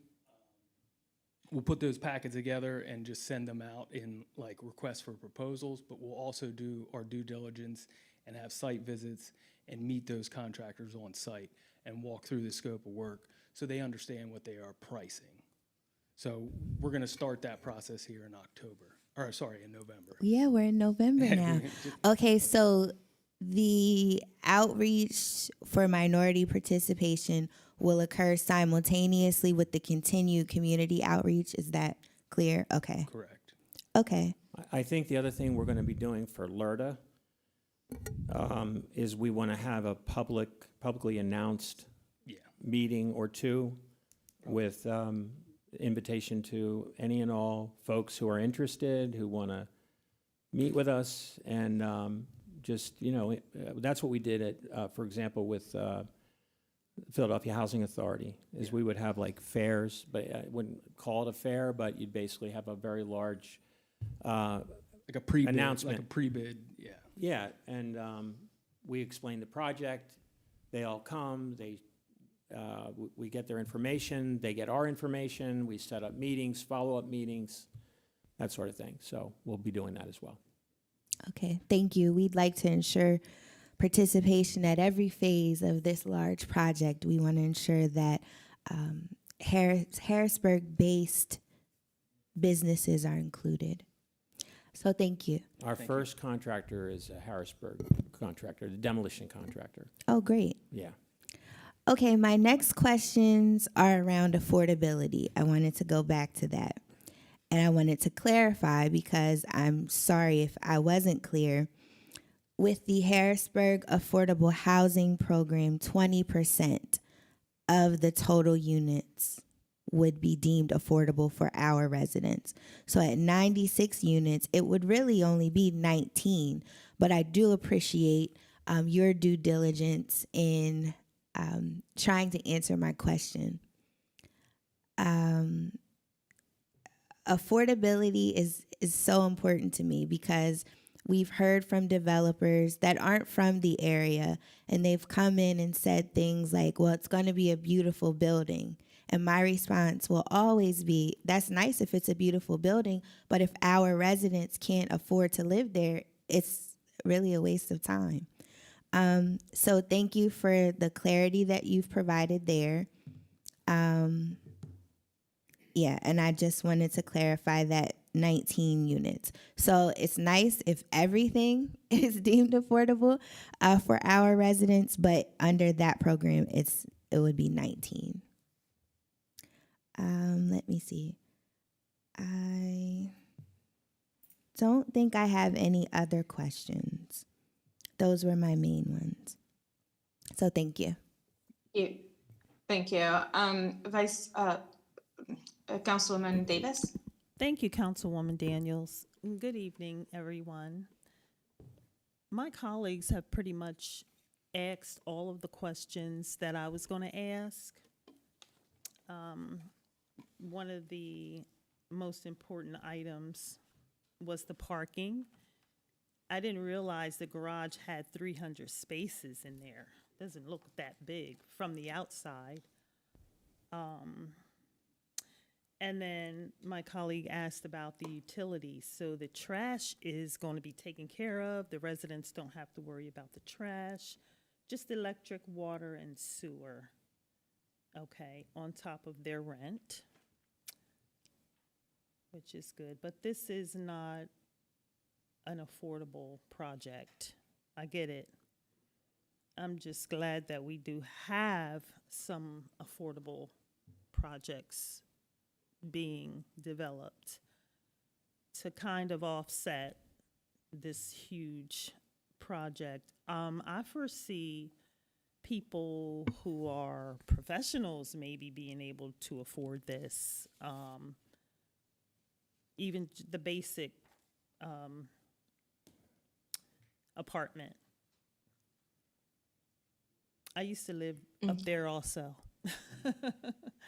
Right, couple blocks down the street, I think it was a 2-bedroom apartment. It's a very nice neighborhood, and it has a lot of amenities there, so we know, what's there. The Italian Lake, the river, is very nice there. But I think you pretty much covered all of the bases.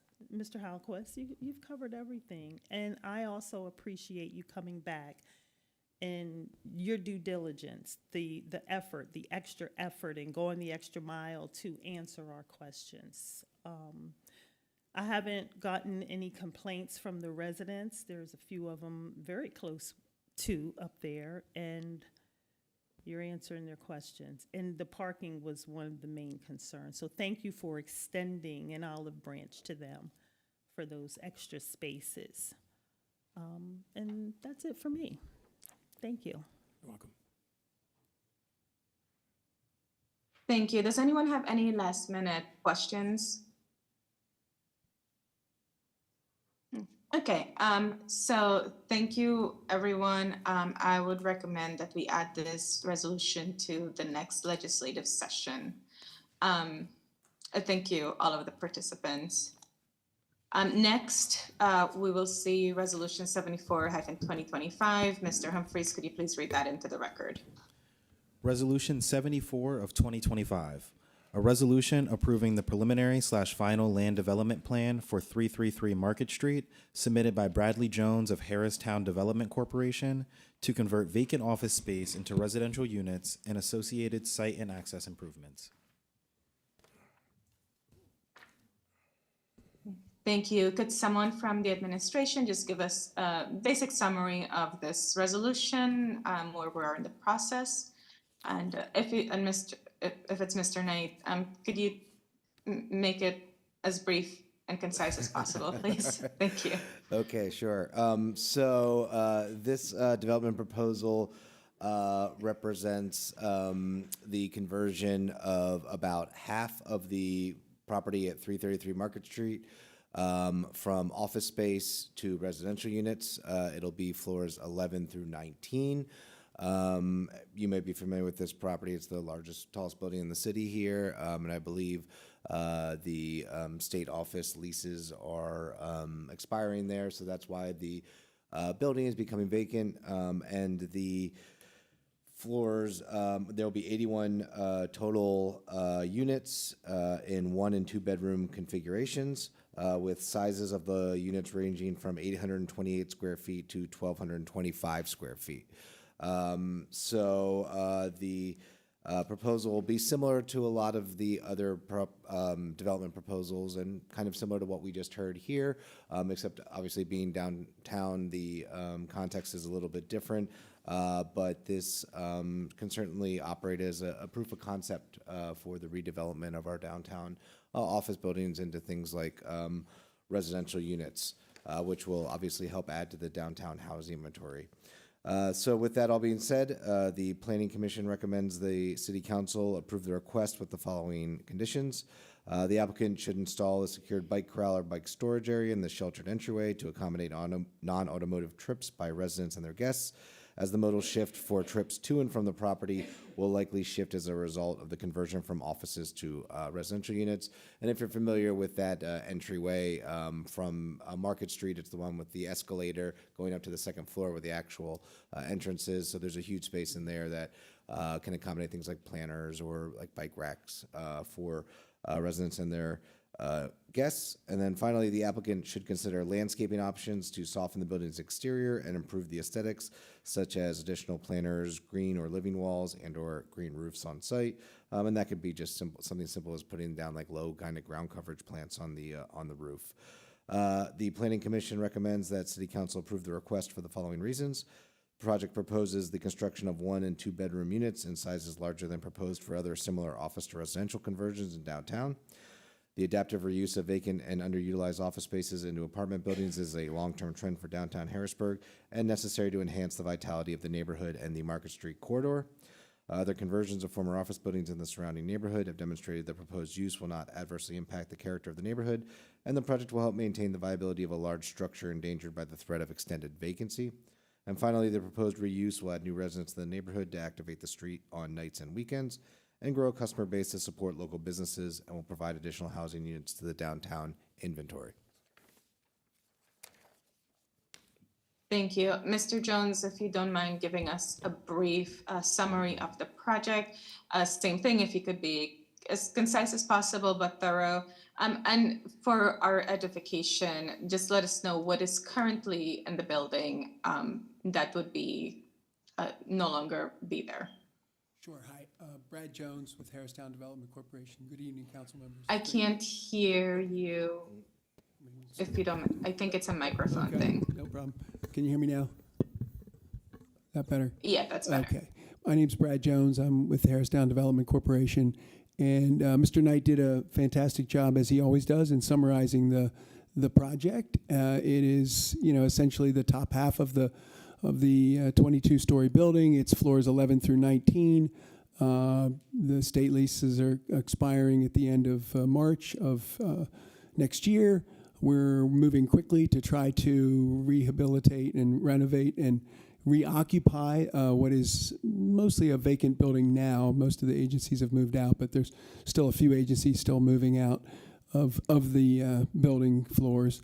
And so our goal is pretty simple. It's a pretty straightforward project on the top half, just to try to convert that into apartments. We are working closely with several senior living developers or senior living organizations to try to make this into a senior living complex, as we are currently doing over at 112 Market Street. And that is our hope. So we're hoping to do sort of a similar master lease kind of arrangement for senior living in that upper portion of the building. And, the agencies that are currently there, the Department of Education moved out into the Forum building about a year or so ago. The Budget Office is moving out this month, and they'll be moving into the Forum Place, and the Human Relations Commission, I think, has moved out as well into the Forum Place building, and then I think that's about it. There's not much. There's one other agency that will stay on floor 2 for a couple of years. Just it's the Commonwealth Media Services, but everything else will be pretty much vacant by the end of March next year. Happy to answer any questions. Yes. Thank you. I'll open the floor to my colleagues. I'll start with Councilman Jones. Thank you, Councilwoman Daniels. I'm sorry. I apologize. How you doing, Mr. Jones? Good to see you. Good. Similar to some of the questions that were asked for the previous developers here, again, this is an existing structure. One of the questions I'll ask, because they'll probably ask the same, affordability of the units.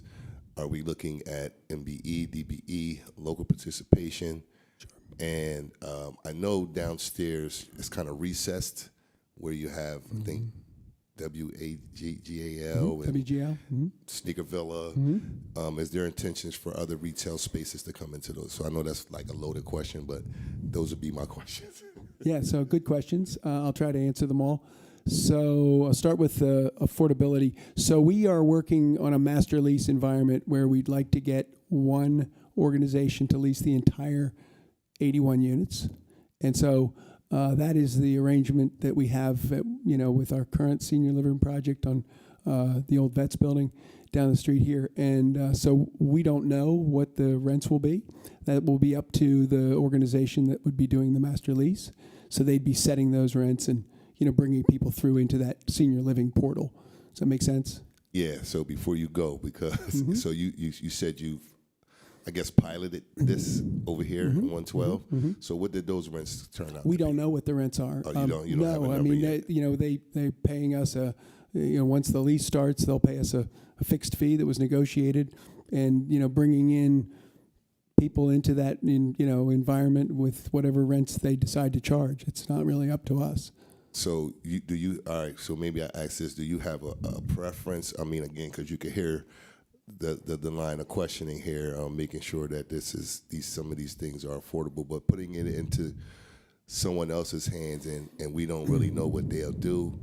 Do you have a preference, like a number that you would think, or do you believe that they're going to use the same kind of formulas with the AMI locally, state, and HUD and all that? Yeah, it's really not a question that we negotiated a term of lease for that organization. They're a partner in the deal, and they set the rents, for individually for the occupants of that building. So I don't know the answer to that. Okay. Yeah. Moving on to the next one. Sure. So the MBE, WBE, absolutely. We haven't assigned or chosen a contractor yet for this project. We're still in design and engineering. This is big building that we're trying to convert from an office to a residential. There's a lot of engineering issues, so we're still inside of the preliminary design and engineering phase yet. But we will certainly, as we always do, seek out MBE contractors. We're actually working with a great concrete contractor just across the street at a different project. It's also an MBE as well, so we always do that for sure. Now the last question. What was the last question? Commercial tenants, yes. So, so we did lose the liquor store as a tenant a few months back, which we were very sad about. But, you know, it's a nice space. I think we'll be able to find another retailer there. Obviously, foot traffic has been a huge concern in downtown with regard to customers and, you know, just most people, you know, working from home. And so we've had a tough time on retail. But, you know, we're determined that with a building that will be reoccupied, that will provide a new opportunity to recruit new retail. And you got all the retailers right. It was WGAL and, well, not really a retailer, but TV station, and then Sneakerville now called DTLR. Yeah. And those two are doing well. Okay, and the only other thing that I would offer far as a comment would be, I think it's a great idea to use that space, especially with, I know they've been taking a hit with reassessments and all of that, right? And you know, of course, some of the businesses that were there, I think one time, Pardons, all of those people were occupying that space. But I think it's a great idea to find places like that to create your own foot traffic. But I would say, mixing it, not just seniors, because again, if we're going to be looking to have that foot traffic for people to be traveling up and down Market Street, spending their dollars, we definitely want to have something attractive enough for those individuals. And being that far up, what I think is this 8th and 9th floor? Which floors? It would be floors 11 through 19, okay. And the views are spectacular. Great, and the parking right next door. Parking is attached to the garage, or the garage is attached to the building. There's 1,075 parking spaces there in that garage. So I think parking will not be, availability of parking will not be an issue. Price could be the issue because it's in the system. It's in the parking, the coordinated parking system, as we say. So so that is $250 a month. So the price isn't great, but there's lots of availability. That's it. Those are all my questions. Thank you, Councilman Rodriguez. Thank you, Madam Chair. Thank you for joining us this evening. No questions, just more of a statement. When we talk about senior living, of course, affordability is high on the priority list.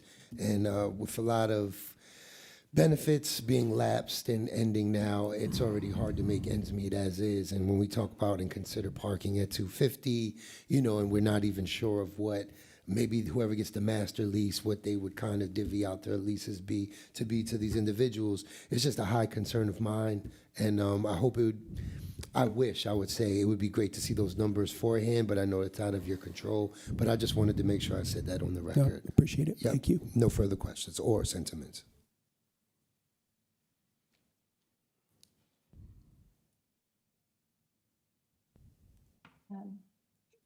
Was that it?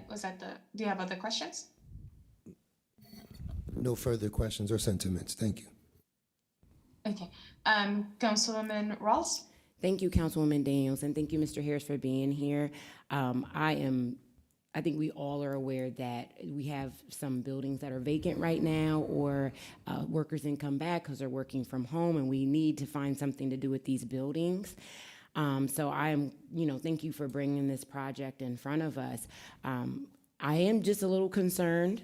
I'm not a senior living, especially. The floors are a little high. I think the view's going to be beautiful. I just don't know how much they're going to want to go that high, how safe they're going to feel. They're in a different stage of their life where it's kind of like, I just want to go on one floor and I'm good. And so I'm like, is the building going to fill enough for our seniors? Are they going to be able to afford it too? Because a lot of them are on fixed incomes, and that's like a huge concern. I know it was for my grandparents. on, you know, how they could afford living, and then with the garage being $250. So I am just a bit concerned. I love the project. We need it. We need foot traffic. We need these buildings to be taking up taxes, tax base, all of that. And the city needs it. I'm just concerned, you know, if the seniors, is this going to be a livable space for them? Are they going to want to, and are they going to be able to afford it? And I know, like you said, you'll be giving it to a third party, so you're not sure what the rents are going to be. So I just, I don't know if you could get us any more answers on that, just to feel a little bit more comfortable, because I know you said with the building you just completed, you're not sure what those rents are. Do you know how many apartments were filled with the ones Well, that you... it's not completed yet. It's still under construction, so we have a ways to go yet on Okay. that. So I don't know. That's what And I that thought. really isn't, you know, sort of a question we, you know, would ask don't our, ask, our, you know, partner on that, because that's kind of their business. Okay.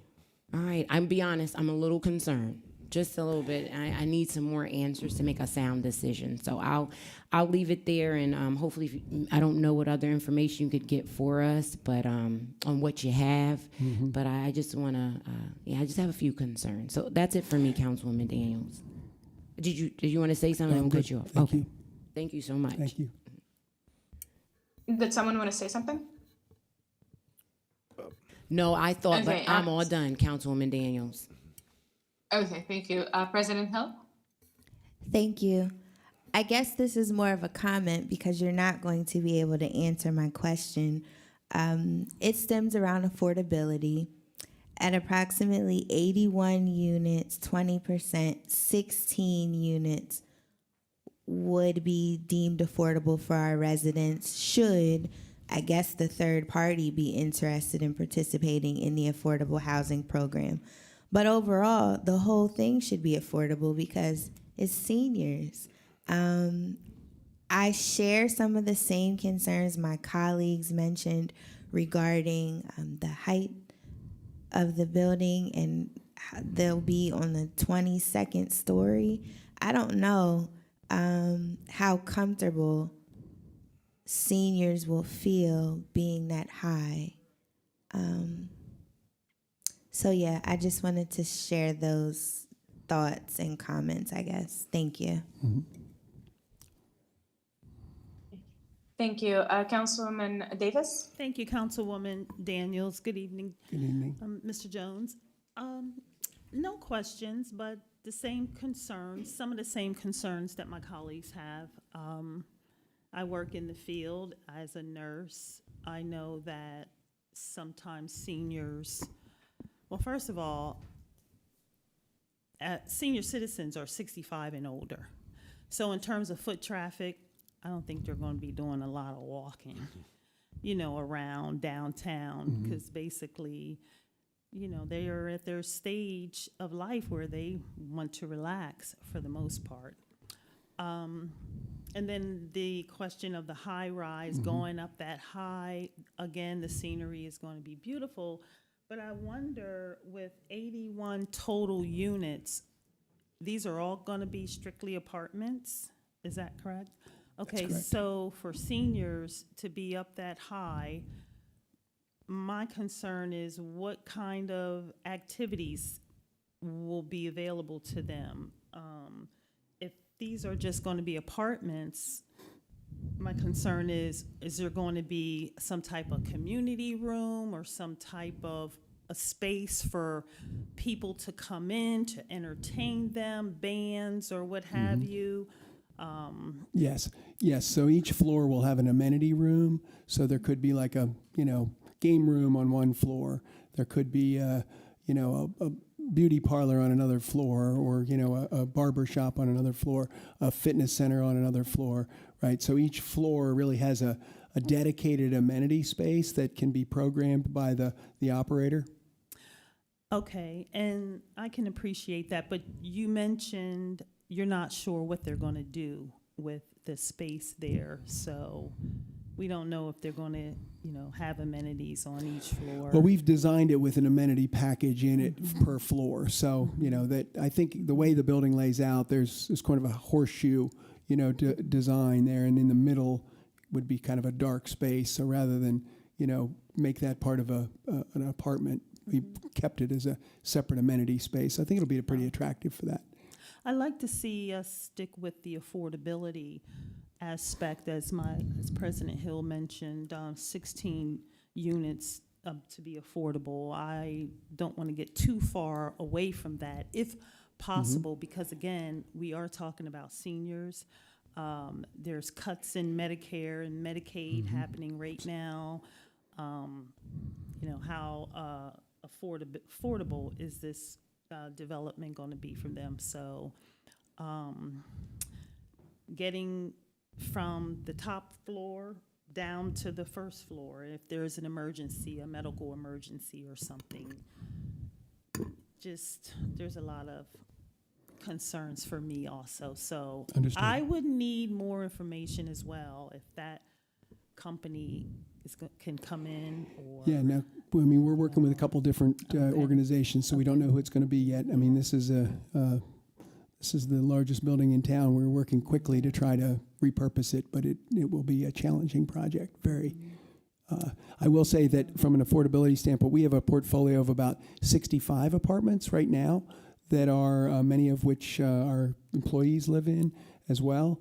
And those apartments start around $700 a month with all utilities included, and go up to about $950, $1,000 a month. So we have apartments that are ready right now. So if people want to apply, they can go to hbgrealty.net right now and look at those apartments. And there are probably a dozen that are available right now.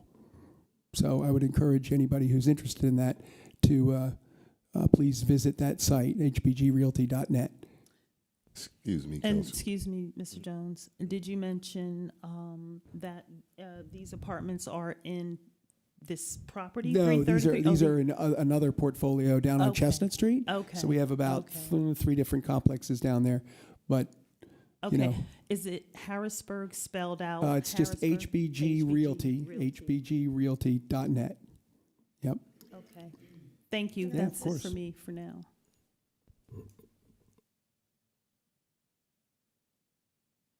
Thank you. I think that concludes the discussion around this resolution. Does anyone have any last minute questions? I did have a question, but I was going to pretty much ask what Councilwoman Davis said when you talk about those apartments. Like, where are they?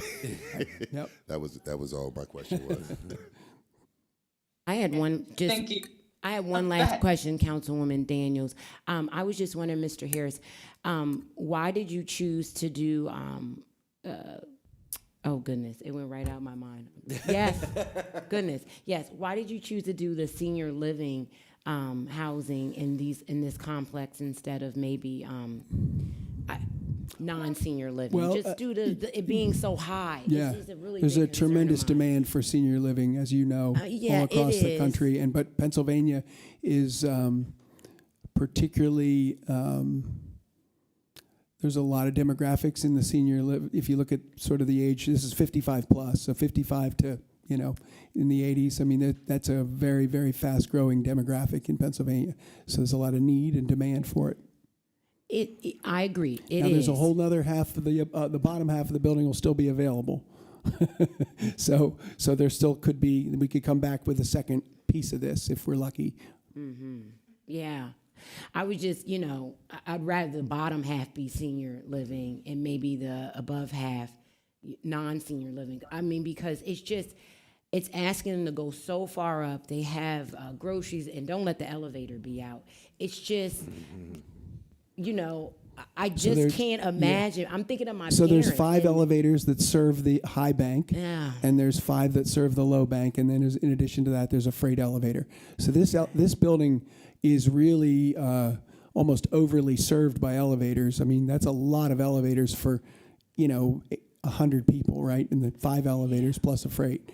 And then the lower floors get 5 elevators plus a freight. So it's very well designed it's probably overly designed for residential. It was designed to hold, 3,000 people in office. Yeah, no, I remember. I think the Department of Education was there. I believe you could go Yes, up the that's correct. elevator because I used to have to go there for my certification. So I do remember what was there. Yeah. Okay. Thank you. I just was wondering. Thank you. That's it for me, Councilwoman Daniels.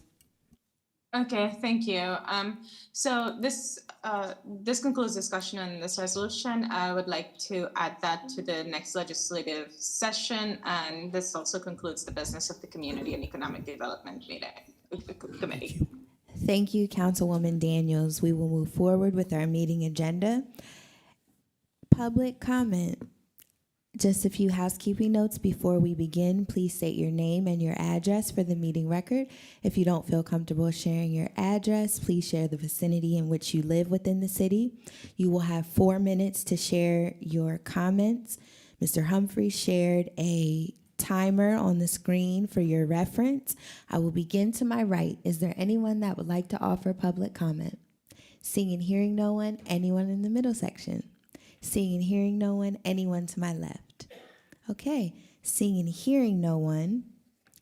The time is 7:49 p.m., but we do have 2 comments prior to our adjournment. Councilwoman Rawls. Thank you very much, President Hill. I just wanted to just give a short comment on a resident or an individual who made a comment last week at our session when we were able to make public comment. So bear with me. I just want to read a short something I wrote up so I stay on task, because I was very hurt by it, but I wanted to remain professional at the time. Last week during council's legislative session, a resident chose to speak about my daughter. While I fully support freedom of speech, there is a proper time, place, and purpose for public comment. City council meetings are a space for government business, not personal matters or public commentary involving family members. Because of that unexpected and inappropriate remark, I was unable to deliver my closing statement or provide my reasoning for my no vote on Resolution 60 of 2025. I chose to remain composed and professional in that moment. But it is important that I address this publicly and directly. I am more than an elected official. I am a mother. Speaking about my children or any member of my family in this forum is completely unacceptable. If any resident has information concerning the safety or well-being of my daughters, I am more than willing to listen privately. Email me, call me, or speak with me directly. But personal matters involving my children do not belong in a public government setting. Every member on this dais was elected to serve with strength, integrity, and professionalism. None of us earned these seats by being meek or mild. We represent our community with respect, accountability, and strong values, and we expect the same in return. Now, regarding Resolution 60 of 2025, I voted no because not a single unit in that project is designated as affordable housing. I truly appreciate the effort to revitalize a long vacant property and increase our tax base. Harrisburg desperately needs new development. However, I also believe firmly that all residents deserve access to quality housing in any area of this city, regardless of their income. We cannot continue to concentrate affordability in only one section of Harrisburg. My commitment is to the progress of our city and to people who live here. Let us continue to keep our disclosure focused on the issues that matter most to the community as a whole. Thank you, and I will also be reading this comment at our legislative session next Monday because I want to make sure it is on record. So residents know that we are concerned about our family, but speak to us about that privately, not publicly. This is a forum only for government business. Thank you. Thank you very much. I just wanted to remind everyone that Harrisburg City Council will host a legislative session next Monday, November the 10th at 6 p.m. here in council chambers.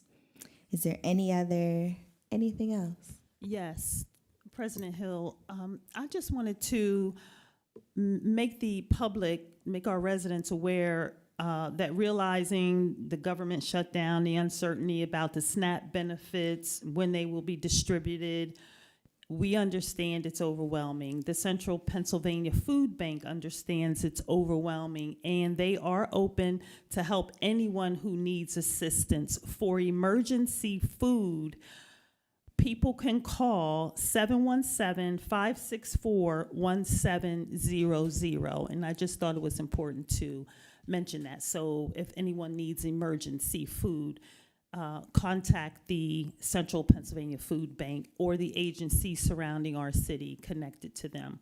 But the main number is, again, 717-564-1700. Thank you. Thank you. The time is 7:53 p.m. I will entertain a motion to adjourn. So moved. Is there a second? Second. Thank you. We stand adjourned.